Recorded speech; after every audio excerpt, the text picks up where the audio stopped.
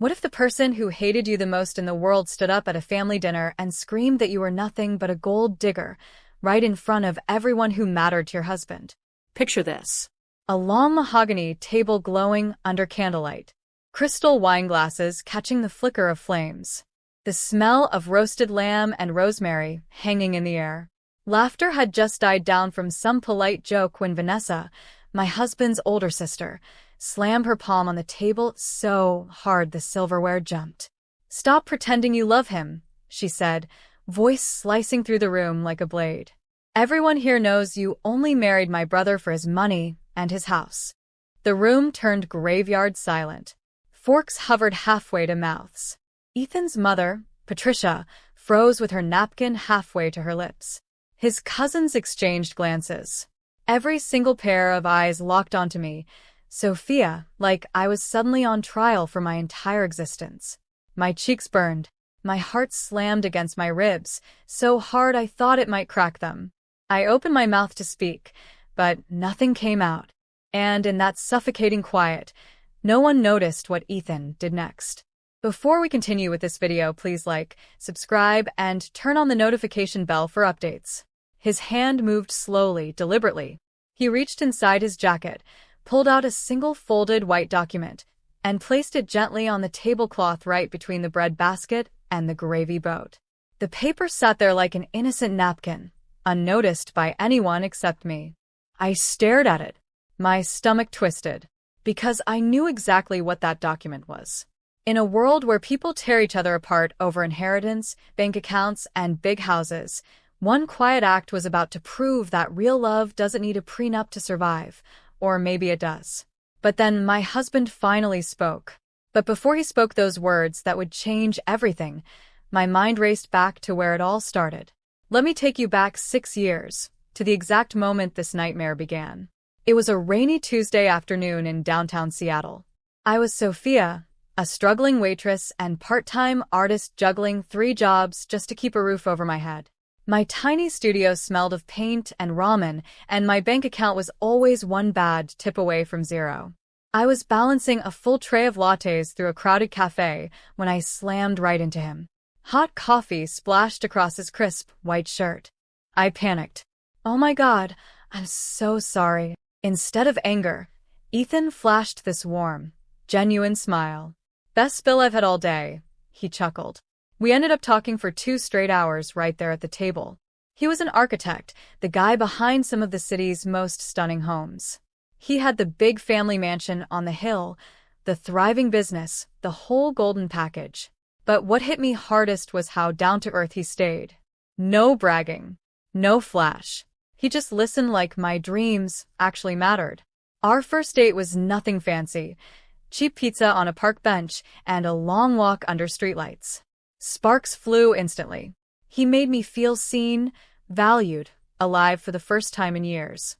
Our love felt like a rose growing through concrete, beautiful but surrounded by thorns from the very beginning. The very first time I met his family at that grand house on the hill, the red flags waved hard. Vanessa didn't even wait for dessert. She leaned across the table, wine glass in hand, and sneered loudly, "She's only after your money and that house." I laughed it off on the surface. "Guess I have my work cut out for me," I whispered to Ethan later that night. But it stung worse than cheap wine on an empty stomach. Have you ever fallen for someone your family already hated? That twisting knot in your gut when you know the battle lines are drawn before you even say, "I do"? We ignored every warning sign. We got married anyway, but the real storm was still years away. Fast forward to married life, and everyone thought I had hit the jackpot. The big house on the hill, the fancy cars in the driveway, the endless family brunches where they toasted Ethan's success like he was some kind of king. But behind the Instagram-perfect smiles, our world was quietly crumbling. Ethan's architecture firm got slammed by the recession. Clients vanished overnight. Contracts dried up. Within 6 months, foreclosure notices started piling on our kitchen counter like bad news confetti. The bank threatened to take everything. The house his family had worshipped for decades, the one they all assumed would stay in the family forever. I didn't tell a soul. Not his mom, Patricia. Not his cousins. And definitely not Vanessa, who was too busy jetting off to Bali on Ethan's emergency credit card, posting sun-soaked selfies with captions like, "Living my best life thanks to family money." While she sipped cocktails by the ocean, I was the one quietly saving us. I picked up double night shifts at the restaurant, scrubbing grease off floors until my hands bled. I drained the tiny life insurance payout my parents had left me after their car accident. Every last cent I'd sworn I'd never touch. For 18 brutal months, I paid the mortgage alone, month after month, while smiling at family dinners like nothing was wrong. Ethan found out one night when he caught me crying over the bank statements. He broke down in my arms, whispering through tears, "I'll repay every single cent, Sophia. I swear." But I never let him tell the family. I stayed silent. They called me lazy. They called me a gold digger behind my back. They never once called me the invisible foundation keeping their precious house from collapsing. I carried that secret like a stone in my chest through every holiday, every gathering, every snide comment. I stayed silent through every insult until the night the mask finally ripped off.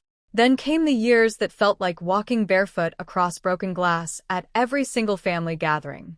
Every holiday, every birthday, every casual Sunday dinner, the same knife twisted slowly in my back. Thanksgiving at the big house, Vanessa would lean in with that fake sweet smile and say, just loud enough for everyone to hear, "Still no real career yet, Sophia? Must be nice to live off my brother's hard work." Patricia, Ethan's mom, would tilt her head and ask with fake concern, "When are you planning to get a real job, dear? Something that contributes." Meanwhile, the cousins raised their glasses high, toasting Ethan's empire like he was single-handedly building Rome, completely blind to the woman beside him who had been the only one keeping the lights on. I sat there smiling through it all, nodding politely while my stomach churned. Short, sharp pain every time. They'd laugh about their latest vacations funded by Ethan's accounts, never once asking how the mortgage magically stayed paid during his darkest months. And the irony? Vanessa herself had quietly drained thousands from those same accounts for her string of failed business ventures, a boutique that lasted 3 months, a dropshipping scam that folded overnight, even a yoga retreat in Bali she billed to the family card. But no one ever called her out. Ever. Imagine smiling through every gathering while your sister-in-law whispers you don't deserve the chair you're sitting in. How long would you last before the mask cracked? I lasted years. I bit my tongue until it bled. I stayed the quiet, invisible foundation holding everything up while they partied on top of it. Then came the biggest family dinner of the year, and Vanessa finally went too far. The night started with fake smiles and expensive wine, then everything exploded. It was Ethan's birthday, the biggest family dinner of the year at the mansion on the hill. Candles flickered, laughter bounced off the walls, plates overflowed with prime rib and roasted vegetables. At first it felt almost normal. Cousins swapped vacation stories, Patricia poured another round of Cabernet, and everyone raised glasses to another successful year for Ethan. But the more Vanessa drank, the sharper her tongue got. Small talk turned toxic in seconds. She slammed her glass down, eyes narrowing straight at me across the long table. Her voice cut through the chatter like a whip. "Stop pretending you love him," she snarled, loud enough for the whole room to hear. "Everyone here knows you only married my brother for his money and his house." The words landed like a slap. The room froze instantly. Forks hovered midair. Wine glasses stopped halfway to lips. Patricia's face went pale. Every single pair of eyes locked onto me like I was the criminal on trial. My cheeks burned. My heart hammered so hard I felt it in my throat. My stomach dropped to the floor. I wanted to scream the truth about the double shifts, the drained savings, the 18 months I kept their precious house from foreclosure, but nothing came out. Just silence. Crushing, awkward silence. And in the middle of that chaos, Ethan stayed eerily calm. He didn't shout back. He didn't even look angry. Instead, his hand moved slowly under the table. He reached into his jacket, pulled out that same folded white document, and slid it gently onto the tablecloth, right there between the bread basket and the gravy boat. The paper sat innocent and unnoticed by everyone else. Vanessa was still glaring at me, Patricia was still gasping. The cousins were still staring. No one saw it. Not a single person. But I did. My throat closed tighter. My mind raced. What was that document? Why now? My heart pounded so loud I could barely hear my own thoughts. Then my husband finally spoke. Ethan's calm voice sliced through the dead silence like a lifeline. He reached forward, picked up the folded white document, and held it high so the whole table could see.